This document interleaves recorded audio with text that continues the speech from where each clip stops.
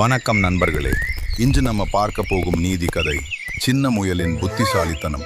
ஒரு அழகான காட்டில் ஒரு சின்ன முயல் இருந்தது. அது ரொம்ப சின்னதுதான், ஆனா ரொம்ப புத்திசாலி. அதே காட்டில் ஒரு பெரிய சிங்கமும் இருந்தது. அந்த சிங்கம் தினமும் ஒரு விலங்கையை பிடித்து சாப்பிடும்.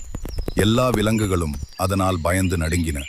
ஒரு நாள் எல்லா விலங்குகளும் சேர்ந்து ஒரு முடிவு எடுத்தாங்க. நாம தினமும் ஒரு விலங்கையை சிங்கத்துக்கு அனுப்புவோம், அப்புறம் அது வேற யாரையும் வேட்டையாடாதுன்னு. சிங்கமும் அதுக்கு ஒத்துக்கிட்டது. அப்படி ஒவ்வொரு நாளும் ஒரு விலங்கு போய்கொண்டே இருந்தது. ஒரு நாள் அந்த டர்ன் சின்ன முயலுக்கு வந்தது.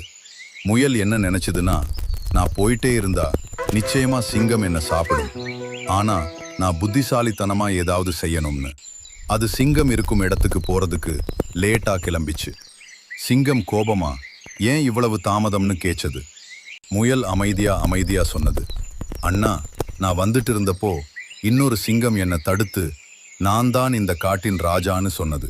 அது என்ன ஆல்மோஸ்ட் சாப்பிட போச்சுன்னு. இதை கேட்ட சிங்கம் ரொம்ப கோபமா, என்ன இன்னொரு சிங்கமா, அதை இப்போ காட்டி விடுன்னு சொன்னது. முயல் சிங்கத்தை கூட்டிக்கிட்டு ஒரு ஆழமான கிணற்றுக்கிட்ட போச்சு. அதுல நீர் இருந்தது. முயல் சொன்னது, அந்த சிங்கம் இதுக்குள்ளதான் இருக்கு, கீழே பாருங்க. சிங்கம் கிணற்றுக்குள்ள பார்த்ததும் அதுக்கு தன்னோட பிரதிபலிப்பு தெரிஞ்சது. அதுதான் அந்த வேற சிங்கம்னு நினைச்சு கோபத்துல கிணற்றுக்குள்ள குதிச்சிட்டது. அதுக்கப்புறம் என்ன ஆயிற்று? அந்த சிங்கம் அங்கத்தான் சிக்கி போச்சு. காட்டில இருந்த எல்லா விலங்குகளும் ரொம்ப சந்தோஷப்பட்டாங்க. அந்த சின்ன முயல் தன்னோட புத்திசாலித்தனத்தால எல்லாரையும் காப்பாத்திச்சு. இந்த கதையிலிருந்து நம்ம தெரிஞ்சுக்க வேண்டியது, உடல் வலிமை பெரியது இல்லை, புத்திசாலித்தனமே உண்மையான வலிமை.